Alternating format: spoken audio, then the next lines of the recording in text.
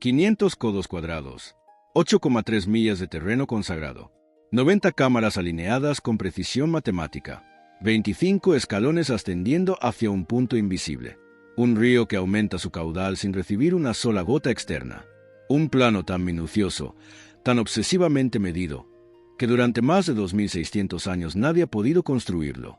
Está en los últimos 9 capítulos del libro de Ezequiel. 9 capítulos sin batallas, sin conquistas, sin discursos políticos, solo medidas, codos, varas, puertas, muros, atrios, distancias exactas entre un umbral y otro. Y cuando los arquitectos modernos intentan dibujarlo, se frustran. Cuando los historiadores intentan ubicarlo, se detienen. Cuando los teólogos intentan explicarlo, se dividen, porque este templo no encaja en ningún monte conocido.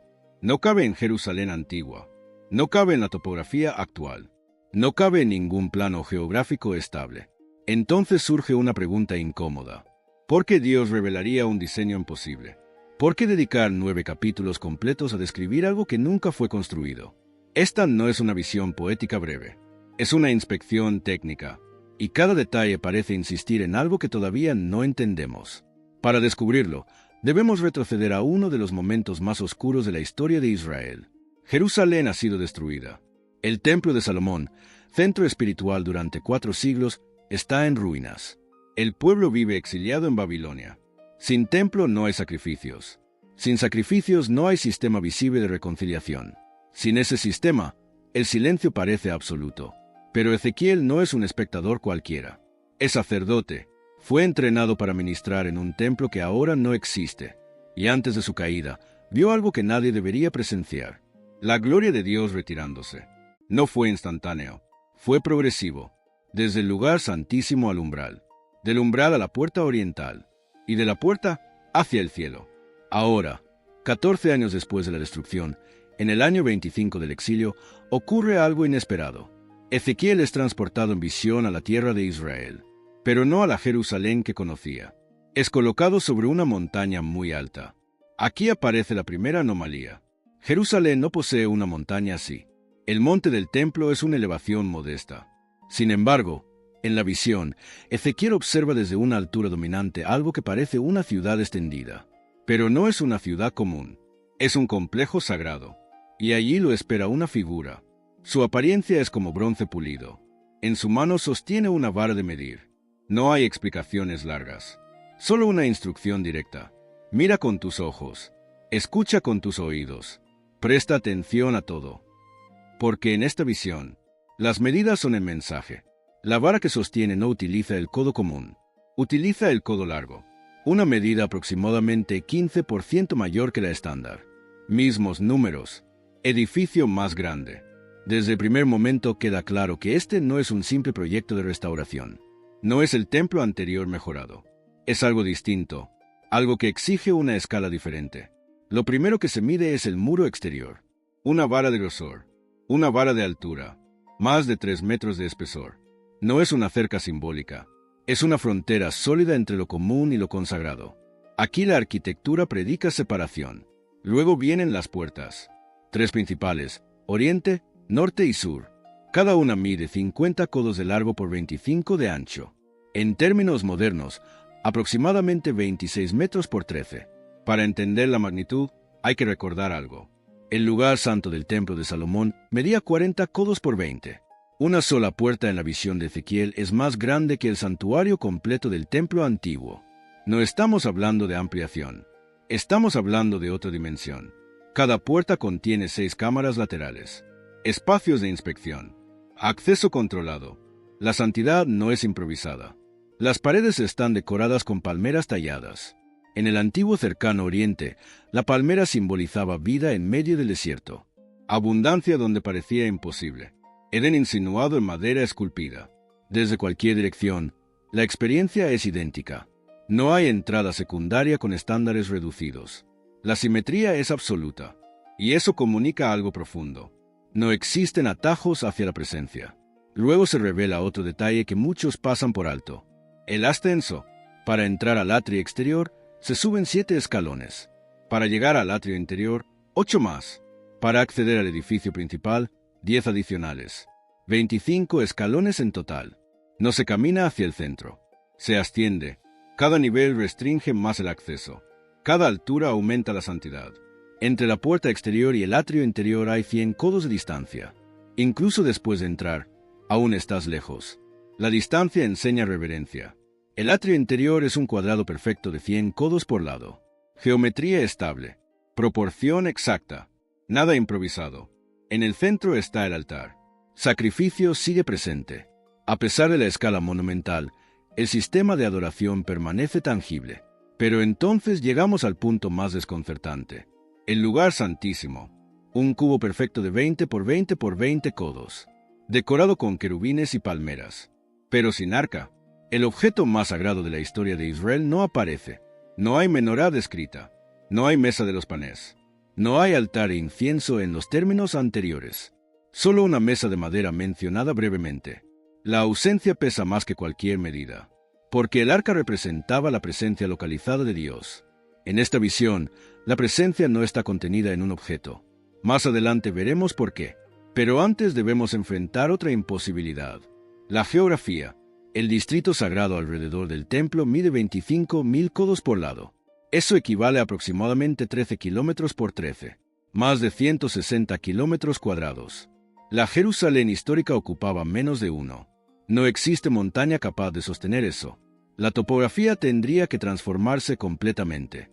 Y luego está el río. Un flujo que emerge desde debajo del templo. Al principio apenas cubre los tobillos.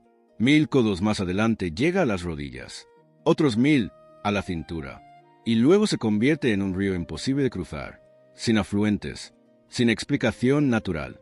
Fluye hacia el Mar Muerto. Y lo sana. Donde no había vida, aparece abundancia. El agua no depende del clima, depende de la presencia. Y entonces ocurre el momento culminante.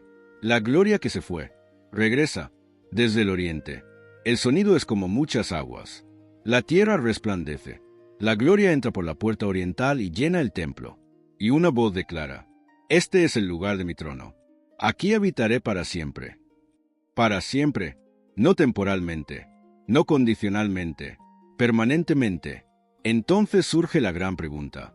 Si el diseño es tan preciso, si la presencia regresa, si todo está medido con perfección, ¿por qué nunca fue construido? Tal vez el problema no está en el plano. Tal vez el problema es el mundo donde intentamos colocarlo.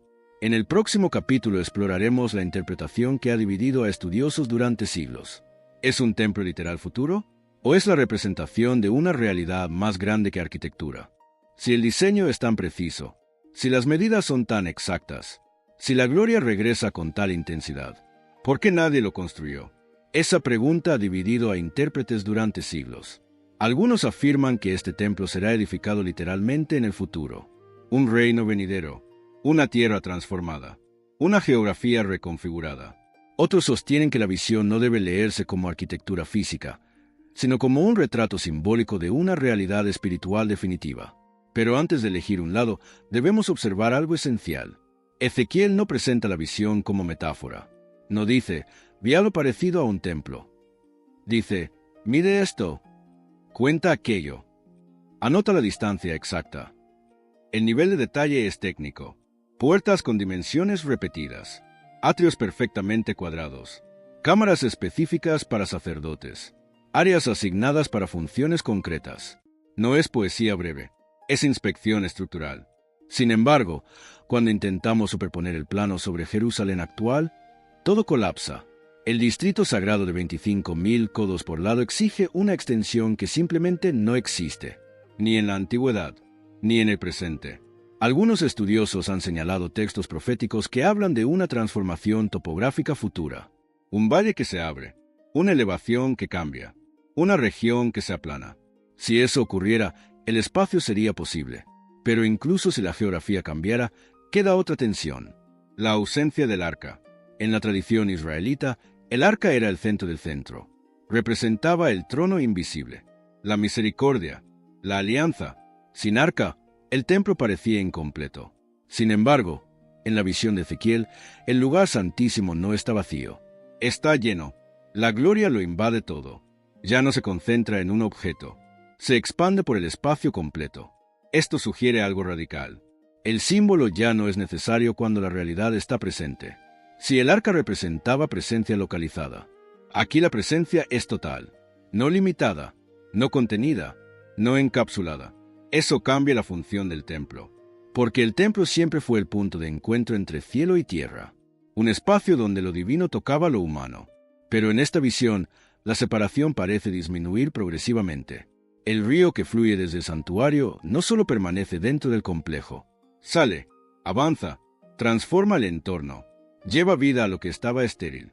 Eso nunca ocurrió en el templo de Salomón. Allí la santidad estaba concentrada. Aquí, la santidad se expande.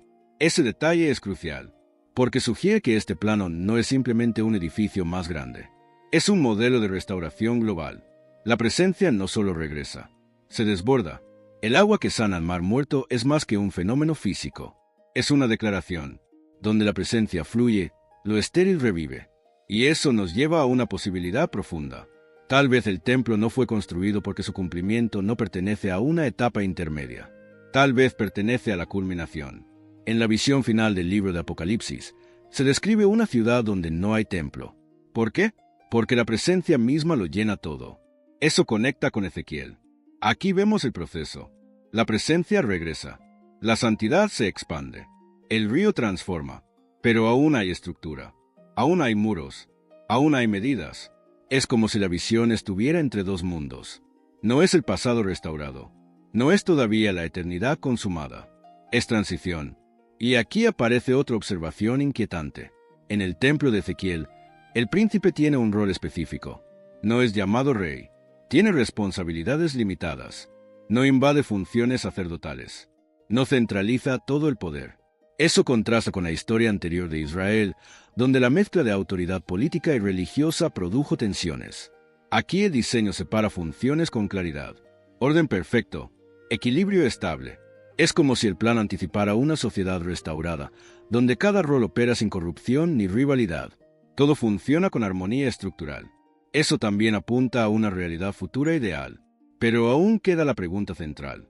¿Por qué tanta precisión si el propósito fuera solo simbólico? Porque incluso los símbolos necesitan forma. Ezequiel no está imaginando vagamente un futuro mejor.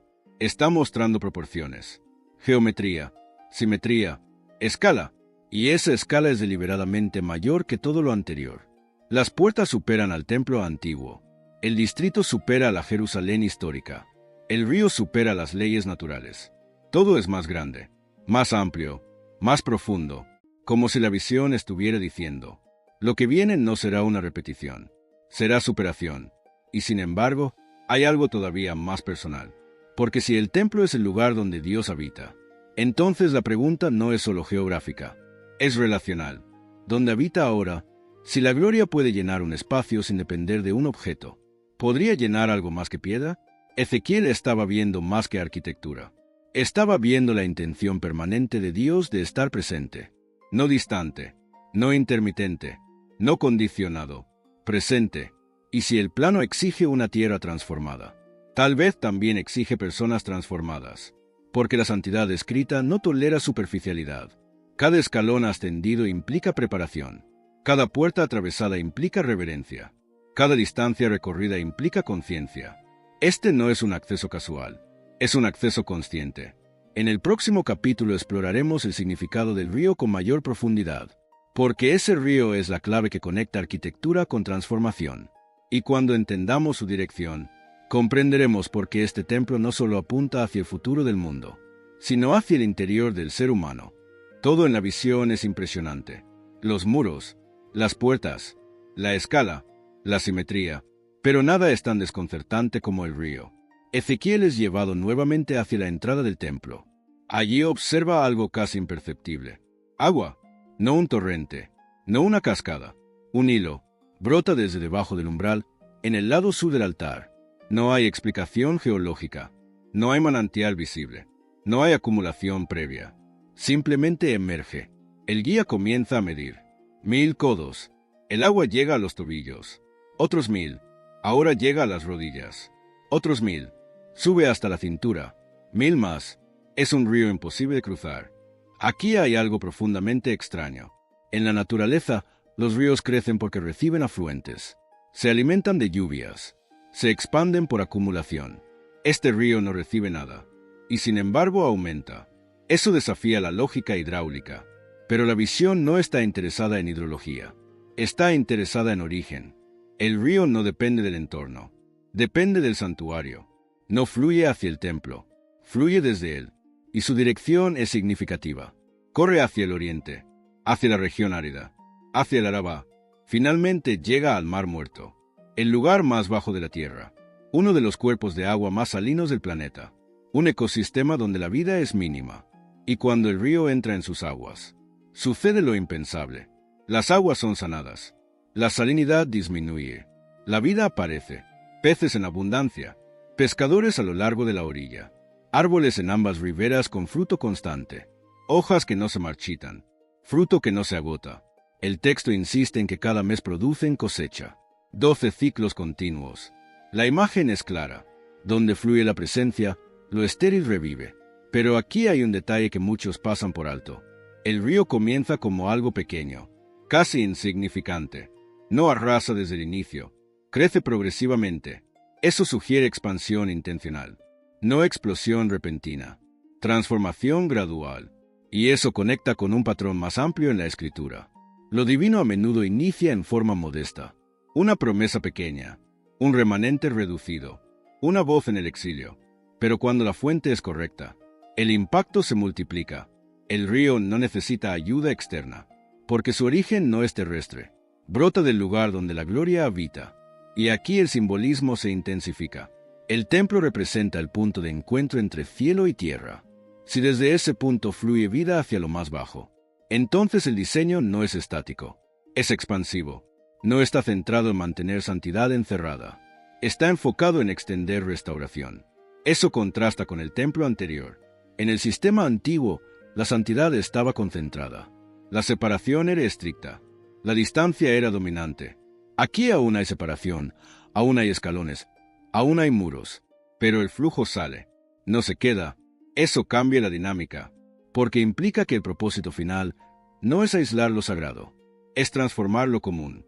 El Mar Muerto simboliza algo más que un lago salino. Representa lo que parece irreversible, lo que está demasiado dañado, demasiado saturado, demasiado bajo, y sin embargo, el río no evita ese lugar. Lo busca. Ese detalle es crucial, porque sugiere intención. La presencia no se limita al monte alto, desciende al punto más bajo, y allí produce vida. Eso nos obliga a reconsiderar el propósito del templo. No es solo un centro de culto, es una fuente. No es solo un lugar de reunión, es un origen de transformación. Pero hay otra observación. En el texto se menciona que algunas áreas pantanosas no serán sanadas, quedarán entregadas a la sal. ¿Por qué?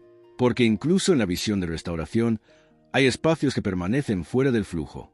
No porque el río no sea suficiente, sino porque no todo se conecta con él. Eso introduce una dimensión personal. El río está disponible. La fuente es inagotable. Pero la transformación depende de contacto. Y aquí la visión comienza a moverse del terreno físico al terreno interior. Si el río simboliza la vida que fluye desde la presencia, entonces la pregunta no es solo qué hará con la geografía futura, sino qué hace ahora con aquello que toca. El diseño del templo incluye medidas exactas, pero el río introduce movimiento. Las medidas hablan de orden. El río habla de dinamismo. Orden y vida no están en conflicto. Están integrados. Y eso revela algo esencial. La presencia divina no es caos desbordado. Es poder estructurado que produce restauración. No destruye para rehacer. Sana para transformar. Y aquí volvemos al punto inicial. ¿Por qué este templo nunca fue construido? Porque su propósito final no era simplemente ocupar espacio. Era mostrar un patrón, un modelo, una anticipación. El río no depende de lluvia. No depende de condiciones externas. Depende de la presencia interna. Y eso cambia todo. Porque si la presencia puede fluir sin depender del entorno, entonces la transformación no está limitada por circunstancias. No está limitada por historia. No está limitada por daño previo. El Mar Muerto no era un obstáculo. Era un destino. En el próximo capítulo exploraremos el regreso de la gloria con mayor profundidad. Porque entender cómo entra, por dónde entra y qué declara, nos ayudará a comprender por qué el nombre final de la ciudad es la clave de todo. Y quizá entonces entendamos que el verdadero plano masivo no apunta primero a la tierra, sino al corazón humano. Antes de que el templo fuera destruido, Ezequiel vio algo que ningún sacerdote estaba preparado para presenciar: la gloria, la presencia visible, la manifestación que llenaba el lugar santísimo. No desapareció de forma abrupta, se retiró lentamente, del centro al umbral, del umbral a la puerta oriental, de la puerta hacia el monte cercano, y luego, silencio. 14 años, sin templo, sin sacrificios, sin señal visible de que la presencia seguía allí.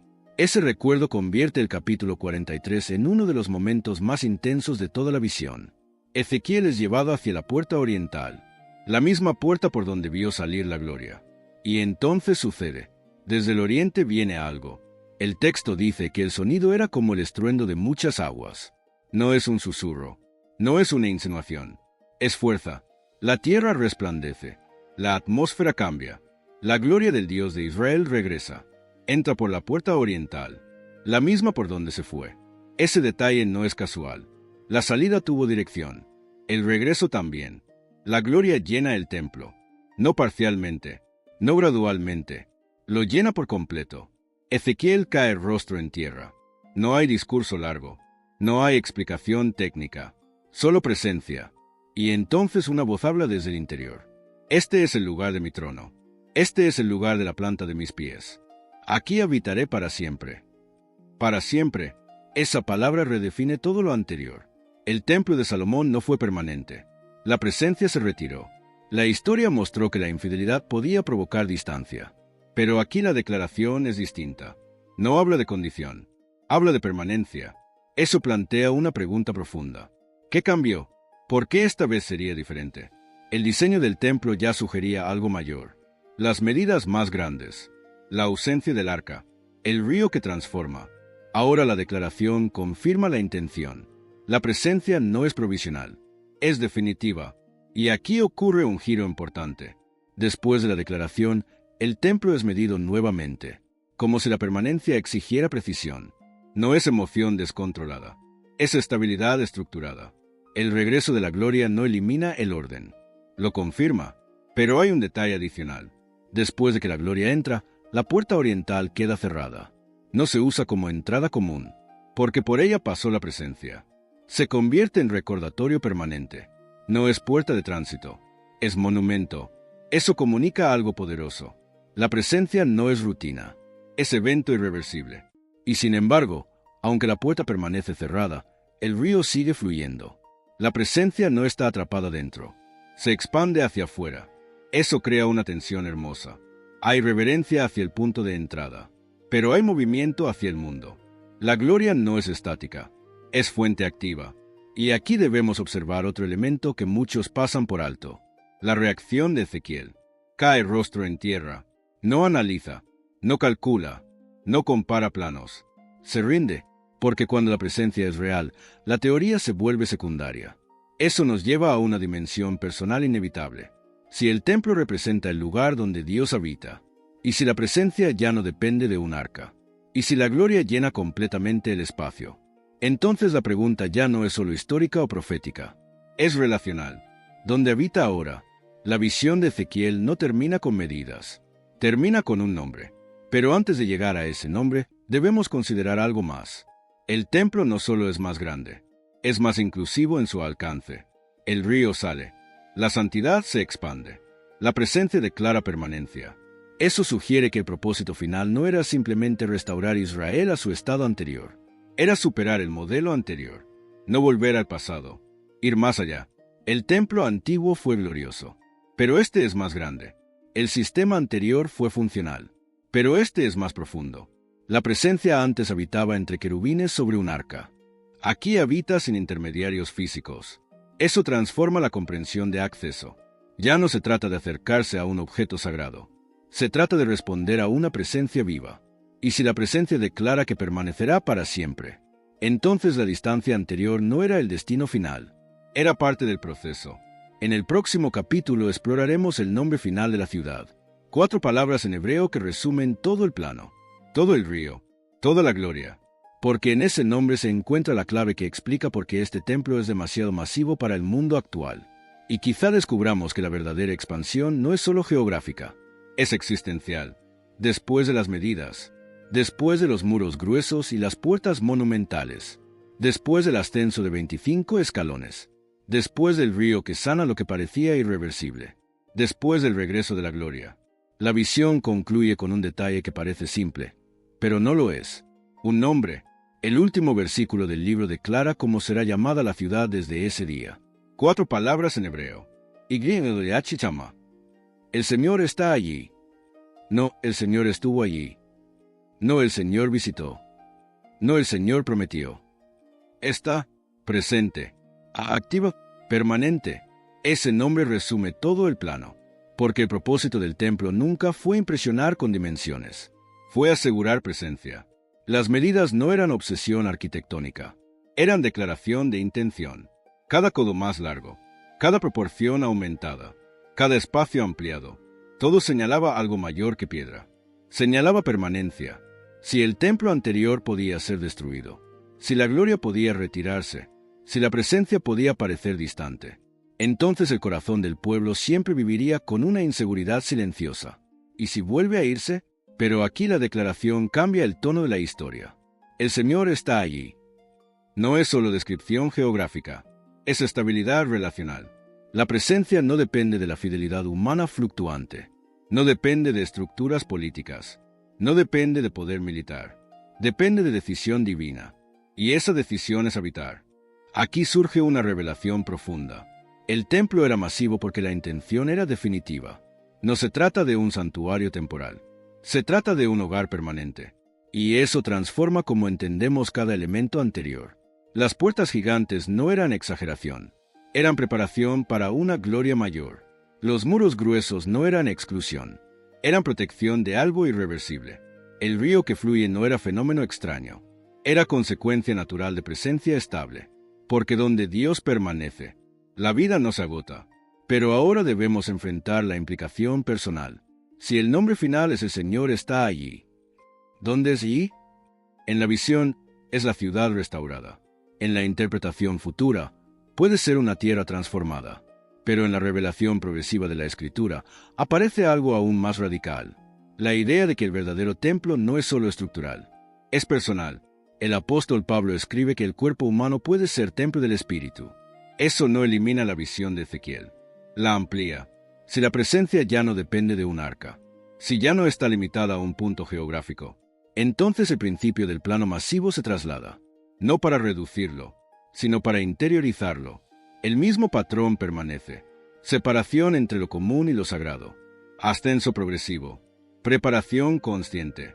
Presencia que llena. Río que transforma. La diferencia es el espacio. No piedra, persona. Y aquí la visión alcanza su dimensión más profunda. Porque el templo de Ezequiel era demasiado grande para la Jerusalén histórica. Pero la presencia que lo llena no es demasiado grande para el corazón humano. Es exigente. Requiere preparación. Requiere ascenso interior, pero no es inaccesible. El plano no fue construido físicamente, pero su mensaje sí fue desplegado en la historia. La presencia regresó, no en forma de edificio monumental, sino en forma encarnada. Y eso cambió la comprensión del templo para siempre. Sin embargo, la visión futura aún permanece abierta. Muchos creen que habrá una restauración literal. Otros ven el cumplimiento final en una realidad eterna donde la ciudad misma no necesita templo porque Dios lo llena todo. Ambas perspectivas coinciden en algo esencial. El destino final no es ausencia, es presencia. El Señor está allí. Eso responde a la pregunta inicial. ¿Por qué un plano tan masivo? Porque la intención divina nunca fue pequeña, nunca fue provisional, nunca fue limitada a una generación. Fue expansiva, fue definitiva, fue permanente. Y ahora la pregunta ya no es arquitectónica, es existencial. Si el propósito final de la historia es presencia estable, ¿estamos preparados para habitar en ella? Las 25 escalones no eran solo piedra, eran proceso. El río no era solo agua, era transformación. El nombre no es solo título, es invitación. El Señor está allí. La visión termina, pero la pregunta permanece. Si la presencia está destinada a llenar todo, ¿está llenando algo en nosotros ahora? Porque quizá el verdadero misterio no sea porque el templo no fue construido, sino si hemos entendido que el plano siempre apuntó más allá del terreno, hacia la relación. Y si eso es cierto, entonces la promesa final no es solo geográfica, es personal. El Señor está allí. ¿Está también aquí? Hay algo inquietante en toda esta visión. No termina con instrucciones para comenzar la construcción. No hay convocatorias públicas. No hay listas de materiales. No hay planos entregados a obreros. Después de describirlo todo, el texto simplemente concluye con un nombre. Eso significa que el propósito principal no era iniciar una obra inmediata. Era plantar una expectativa. Ezequiel recibió esta visión en el exilio. Un pueblo sin tierra estable, sin templo, sin centro espiritual visible. En ese contexto, lo más lógico habría sido una promesa simple. Volverán a reconstruir lo que perdieron. Pero Dios no mostró una copia restaurada del templo de Salomón. Mostró algo más grande, más elevado, más amplio. Eso cambia completamente el enfoque. No es nostalgia, es anticipación. El templo anterior fue glorioso, pero vulnerable. Podía ser saqueado, podía ser incendiado, podía quedar en ruinas. El templo de la visión, en cambio, está diseñado para un mundo transformado. No se adapta a la geografía actual porque no pertenece a ella. Pertenece a una realidad donde la presencia es permanente. Y aquí debemos detenernos en algo crucial. En la historia bíblica, el templo siempre fue el punto donde cielo y tierra se tocaban. Era el eje espiritual, pero también era limitado. Acceso restringido, espacios separados, cortinas que marcaban distancia. En la visión de Ezequiel aún hay separación, aún hay muros, aún hay escalones, pero el flujo sale, la vida se expande. Eso indica transición. No estamos ante el sistema antiguo, tampoco estamos todavía ante la consumación total. Estamos ante un puente, un modelo que prepara la mente para algo mayor. Y cuando llegamos al último libro de la Escritura, encontramos una declaración sorprendente. En la descripción de la ciudad final, se dice que no hay templo en ella, porque el Señor mismo es su templo. Eso no contradice a Ezequiel. Lo completa. El plano masivo anticipa un mundo donde la presencia no necesita estructura intermediaria. Pero antes de que el lector pudiera imaginar esa etapa final, necesitaba comprender la magnitud del deseo divino de habitar. Y por eso el plano es tan grande. Porque la intención es total, no parcial, no ocasional, total. Ahora piensa en la progresión que hemos visto. Primero, medidas que superan lo anterior. Luego, ausencia del arca porque la presencia llena todo. Después, un río que transforma lo más bajo. Finalmente, una declaración de permanencia. Cada elemento aumenta en intensidad. Cada capítulo de la visión eleva la expectativa. Y eso produce una sensación clara. Algo se acerca. Algo definitivo, algo irreversible. Pero aquí viene el giro más profundo. Si el templo final no es simplemente piedra, si la presencia no depende de un objeto, si el río simboliza vida que fluye desde el interior hacia el exterior, entonces el plano no solo describe un futuro distante, describe un patrón que comienza en lo visible, pero apunta a lo invisible. El corazón humano fue creado para ser morada. Esa idea no aparece por accidente en el desarrollo posterior de la revelación. Aparece como culminación lógica. Si el propósito siempre fue presencia, entonces el edificio era medio, no fin. Y cuando el medio ya no es necesario, el fin permanece. Por eso el templo de Ezequiel es demasiado grande para el mundo antiguo, porque su mensaje no era caber en una montaña. Era preparar la mente para una realidad más amplia. Una realidad donde la presencia no puede ser expulsada. Donde la gloria no se retira, donde el nombre del Señor está allí, no es esperanza futura, sino experiencia constante.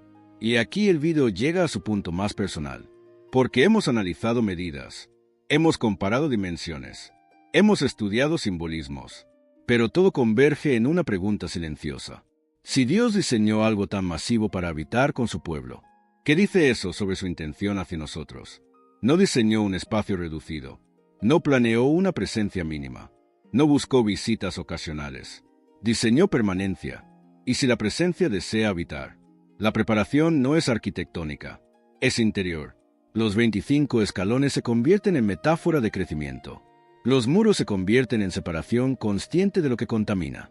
El río se convierte en vida que fluye hacia otros. El nombre final se convierte en identidad. El Señor está allí. No solo en una ciudad futura. No solo en un reino transformado, sino en cada espacio donde se le da morada. El templo visionario nunca fue construido físicamente, pero su mensaje fue desplegado en la historia, y su cumplimiento final aún espera la consumación total. Mientras tanto, vivimos en la tensión entre la promesa y el cumplimiento completo, entre la estructura descrita y la presencia experimentada. Pero una cosa es segura: el plano no fue exageración, fue revelación. Y si este recorrido abrió una nueva perspectiva en tu manera de leer Ezequiel, te invito a suscribirte al canal, dejar tu comentario y compartir este estudio con alguien que ama profundizar en los misterios bíblicos, porque aún quedan preguntas por explorar, y cada una nos acerca un poco más a comprender la magnitud de esa declaración final. El Señor está allí. La pregunta que queda es simple: cuando ese día llegue plenamente, ¿estaremos preparados para habitar en la presencia que nunca más se irá? Para comprender completamente la magnitud del templo visionario de Ezequiel, debemos retroceder aún más, antes de Jerusalén, antes de Salomón, antes incluso del tabernáculo en el desierto. Debemos regresar al principio. En el relato del Edén, Dios camina con el ser humano. No hay muros, no hay cortinas, no hay escalones. La presencia es directa. El jardín funciona como un santuario primigenio. Hay un centro, hay un árbol, hay acceso, hay comunión, pero la ruptura introduce distancia. Y a partir de ese momento, la historia bíblica puede leerse como el intento constante de restaurar esa cercanía perdida. Primero el tabernáculo, una estructura móvil en medio del desierto. Allí la presencia desciende en forma de nube, pero el acceso es limitado. Solo el sumo sacerdote entra al lugar santísimo, y solo una vez al año. Después, el templo de Salomón, fijo, monumental, cubierto de oro, un símbolo nacional y espiritual. Pero nuevamente, el acceso es restringido. Y finalmente, la gloria se retira. La historia parece repetir el patrón. Presencia, distancia, promesa. Es en ese contexto que la visión de Ezequiel adquiere una profundidad extraordinaria. No es simplemente un templo más grande. Es un paso hacia la reversión definitiva de la distancia. Las dimensiones aumentan. La santidad sigue siendo real, pero el río fluye hacia afuera. Eso es clave. En el Edén, un río salía del jardín y se dividía en 4 brazos que regaban la tierra. En la visión de Ezequiel, un río sale del templo y transforma el desierto. La conexión no es casual. El templo se convierte en nuevo Edén, no un jardín aislado, sino un centro desde el cual la vida se expande. La dirección del flujo siempre es la misma, desde la presencia hacia la necesidad, desde el centro hacia la periferia, desde lo alto hacia lo bajo. Eso revela el carácter del plan. No es mantener santidad encerrada, es extender restauración. Y aquí entendemos por qué el plano es tan grande, porque no apunta a una estructura pequeña dentro de la historia, apunta al clímax de la historia. El templo de Ezequiel no solo mira hacia adelante, recoge todos los patrones anteriores y los amplifica. Tabernáculo, presencia móvil. Templo de Salomón, presencia estable pero vulnerable. Templo visionario, presencia permanente y expansiva. Cada etapa prepara la siguiente. Y si seguimos avanzando en la narrativa bíblica, llegamos a una afirmación sorprendente. El Verbo se hizo carne y habitó entre nosotros. La palabra habitó literalmente significa tabernaculizó. Eso implica que la presencia dejó de depender de piedra. Se hizo personal. Eso no cancela la visión de Ezequiel. La intensifica, porque ahora el concepto de templo se desplaza. No desaparece, se profundiza. El templo deja de ser exclusivamente un edificio. Se convierte en realidad encarnada. Y finalmente, en la visión de la nueva creación, se describe una ciudad sin templo visible, porque la presencia lo llena todo. Desde Edén hasta la ciudad final, el movimiento es claro. Distancia reducida progresivamente. Separación disminuida. Acceso ampliado. La visión de Ezequiel se encuentra en medio de ese movimiento. Es puente, es transición, es anuncio, y eso explica por qué no podía construirse inmediatamente. Porque su escala corresponde al clímax, no al intermedio. La topografía debía cambiar, la historia debía avanzar, la revelación debía completarse, pero el plano quedó registrado, como recordatorio, como promesa, como mapa hacia una realidad donde la palabra para siempre no es retórica, es experiencia. Ahora observa algo más. En el templo visionario, todo es cuadrado perfectamente proporcional. La ciudad final descrita en Apocalipsis también es un cubo perfecto. El lugar santísimo en el templo antiguo era un cubo. Las dimensiones perfectas siempre señalan plenitud, orden absoluto, armonía total, nada fuera de lugar, nada incompleto. Ezequiel está describiendo más que arquitectura. Está describiendo plenitud restaurada. Y aquí llegamos a una conclusión inevitable. El templo es demasiado masivo para el mundo antiguo porque el mundo antiguo aún no estaba listo para la plenitud completa. Pero la historia se mueve hacia ella. El plano no es error, es anticipación. Y mientras avanzamos hacia el cierre de este recorrido, debemos reconocer algo profundamente personal.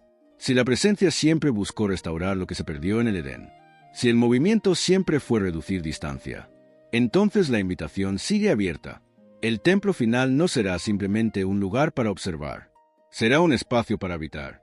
El Señor está allí. Esa frase no es solo destino geográfico, es culminación relacional. Y ahora, después de recorrer desde el Edén hasta el templo visionario, la pregunta ya no es si el plano es literal o simbólico. La pregunta es si entendemos hacia dónde apunta, porque apunta hacia un mundo donde la presencia no se retira, donde la gloria no abandona, donde la vida fluye sin agotarse, y donde la distancia finalmente desaparece. En el próximo y último capítulo, cerraremos este recorrido con una reflexión final sobre lo que significa vivir hoy entre la promesa y su cumplimiento. Hemos recorrido medidas imposibles. Hemos ascendido 25 escalones. Hemos observado puertas que superan en tamaño al templo antiguo. Hemos seguido un río que sana lo que parecía irreversible. Hemos escuchado una declaración definitiva. El Señor está allí.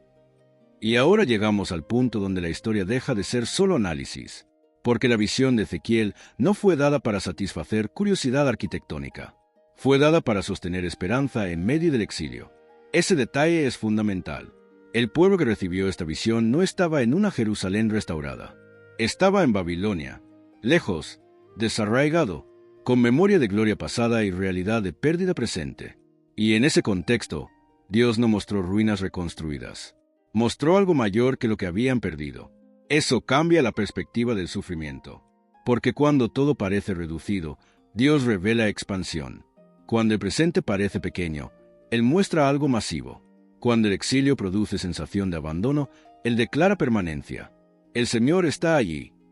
No estuvo. No volverá quizás. Eso significa que la presencia no depende del entorno político.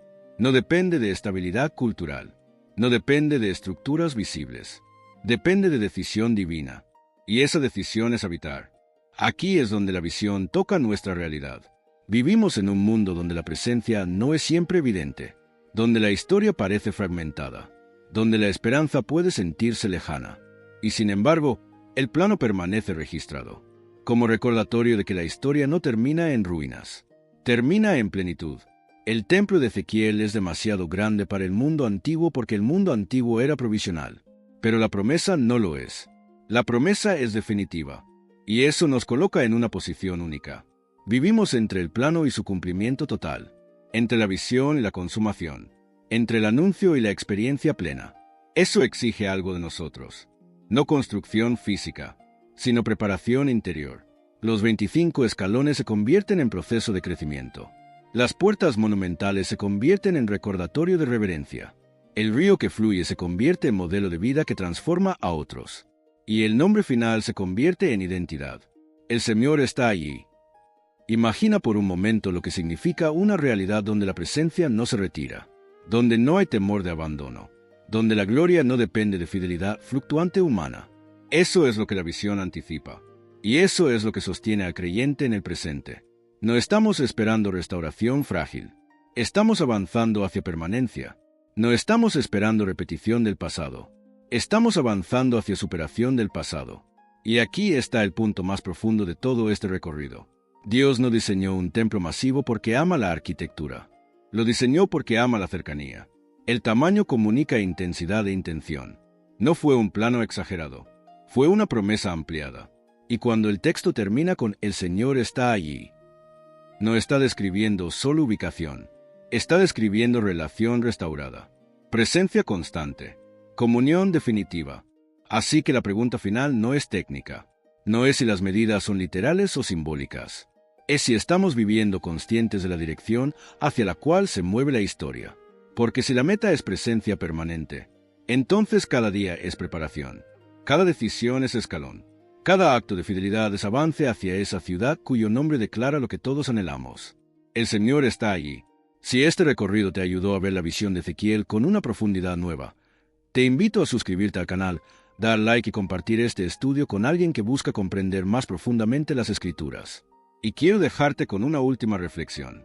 Si el destino final de la historia es una realidad donde la presencia nunca se retira, ¿cómo cambia eso la manera en que vivimos hoy?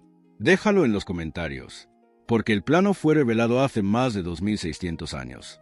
Pero la promesa sigue avanzando, y un día, lo que hoy parece imposible de construir, será imposible de ignorar. El Señor está allí, y esa es la esperanza que sostiene toda la historia.